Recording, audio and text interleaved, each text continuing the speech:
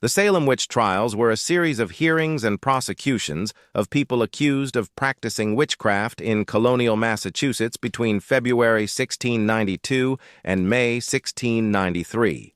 Let's talk about it. Hi, everyone. I'm here to talk about history. And today, we're looking at the Salem Witch Trials. So let's get started. The Salem Witch Trials took place in colonial Massachusetts, which is now part of the United States. The trials began in February of 1692 and lasted about a year. During this time, more than 150 people were accused of practicing witchcraft in Salem Village, which is now known as Danvers, and Salem Town, which is now known as Salem. A total of 20 people were executed for their alleged role in witchcraft. 5 others died while in prison awaiting trial. It was a dark time in American history and has been portrayed in countless books, films, and television shows over the years. Although it happened a long time ago, it still continues to capture people's imaginations and raise questions about how such a horrific event could have occurred. During the Salem Witch Trials, there were several key figures who played significant roles in the events that took place. One of the most well-known was Bridget Bishop, who became the first person to be executed for witchcraft in Massachusetts. Bishop was a 37-year-old woman who lived in Salem Village. She had a reputation for being a bit of a troublemaker and had been involved in several legal disputes with her neighbors. In January 1692, she was accused of bewitching one of her neighbors, and shortly thereafter, she was arrested and charged with witchcraft. Bishop's trial began on March 1692, and she was found guilty and sentenced to death. She was hanged on June 10, 1692, and her execution was the first of many that would follow. Another important figure in the Salem Witch Trials was Reverend Samuel Parris. Parris was the minister of Salem Village, and he was one of the first people to accuse others of practicing witchcraft. He was a strict and devout man who believed that Satan was alive and well in his congregation. In January 1692, he accused 3 women of attending a witch's Sabbath and practicing witchcraft. These accusations led to the arrest and prosecution of these women, as well as many others who would follow. Parris's accusations were based on his own beliefs and experiences, as well as the testimony of several young girls who claimed to have seen the accused women in the act of witchcraft. However, much of the evidence against the accused was based on spectral evidence, which is essentially the testimony of witnesses who claim to have seen the accused performing witchcraft through their visions or dreams. This type of evidence was not considered reliable by modern standards, but it was accepted as valid evidence during the trials.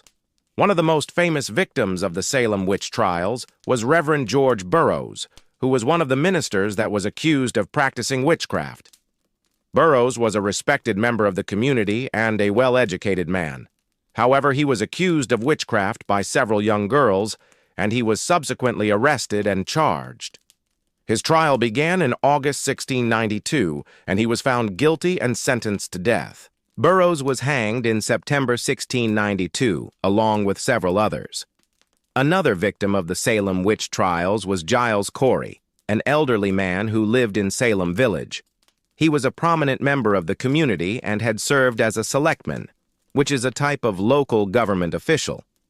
However, he was accused of witchcraft by several people, including his own daughter-in-law.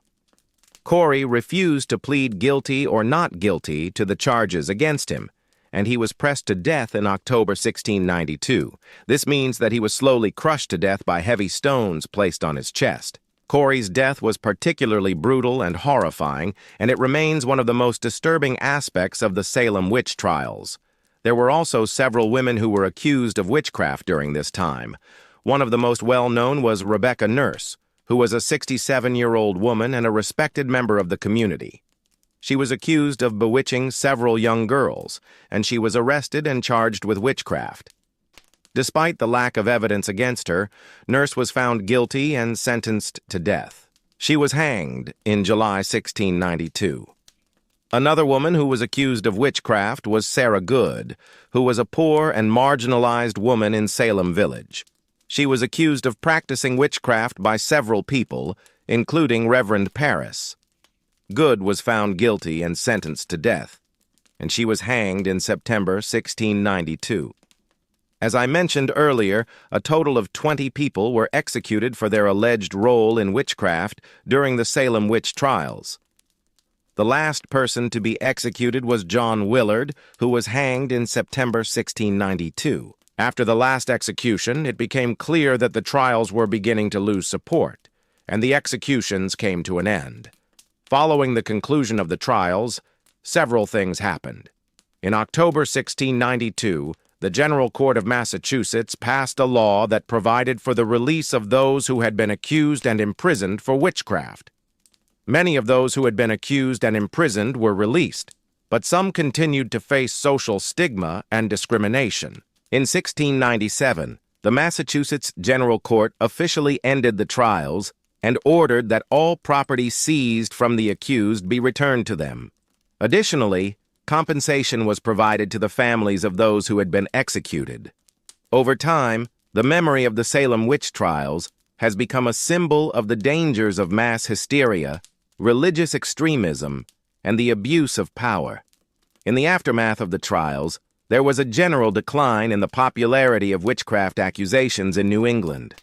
However, accusations of witchcraft did continue to occur in other parts of the world, and similar trials took place in places like Europe and Africa. Today, the Salem Witch Trials are remembered as one of the darkest chapters in American history. Numerous books, films, and TV shows have been produced about the trials, and they continue to fascinate and horrify people around the world. Now let's talk about why this event is significant. The Salem Witch Trials are significant for several reasons. First, they represent a dark chapter in American history and illustrate the dangers of religious extremism, mass hysteria, and the abuse of power. The trials were fueled by fear, superstition, and a desire to punish those who were different or who did not conform to the expectations of the community. They also reveal the role that gender and social status played in the persecution of the accused. Most of the victims of the Salem Witch Trials were women, and many of them were poor or marginalized members of society. This suggests that the trials were not just about punishing people for practicing witchcraft, but also about controlling and oppressing women who did not conform to the patriarchal norms of the time period. The trials ultimately ended when it became clear that the accusations of witchcraft were not credible and that the evidence against the accused was often based on false testimony or coerced confessions. The legacy of the Salem Witch Trials continues to be felt today, and they serve as a reminder of the importance of protecting civil rights and due process. All right, let's move into our primary source. This is a selection from a book called The Wonders of the Invisible World, being an account of the trials of several witches in New England. It was written by Cotton Mather and Increase Mather, two Puritan ministers who were involved in the Salem Witch Trials. It was published in 1693, so it was right after the trials took place, and it contains first-hand accounts of the trials and the events surrounding them. This source is significant because it reflects the beliefs and mindset of the people who were involved in the Salem Witch Trials. The Mathers were well-respected members of the community, and their book was widely read, which means that it helps us understand the cultural and religious context of the trials. It also provides valuable insights into the legal proceedings and the evidence that was used to convict the accused witches. Now keep in mind, these men were very much in favor of the executions, and what they wrote helped fuel the fire of the witch trials. Here's an excerpt from the book. What can be expected in the issue of such a controversy? We know that Satan will not want to lose so fair and so hopeful a purchase. He will make no doubt, but that many of those poor souls who are now under the power of the delusions will stick to their delusions to their dying day. We know, too, that some who have been taken up and examined have refused to be sworn, and so have stood upon their own confessions. There have been divers such. We know, too, that others will deny everything relating to the matter at first, but afterward will break in rage, and others in a fit of drunken fury. Thus saith the Lord, Beware of false prophets who come to you in sheep's clothing, but inwardly are ravenous wolves. When I call you into the bar of eternity, You shall answer for all the souls whom you have caused to be lost. That was a selection from The Wonders of the Invisible World by Cotton Mather and Increase Mather. If you want to learn more about the Salem Witch Trials, I've put a list of resources in the description. And if you enjoyed this video, I'd encourage you to check out my podcast where I publish similar content. Thanks for watching.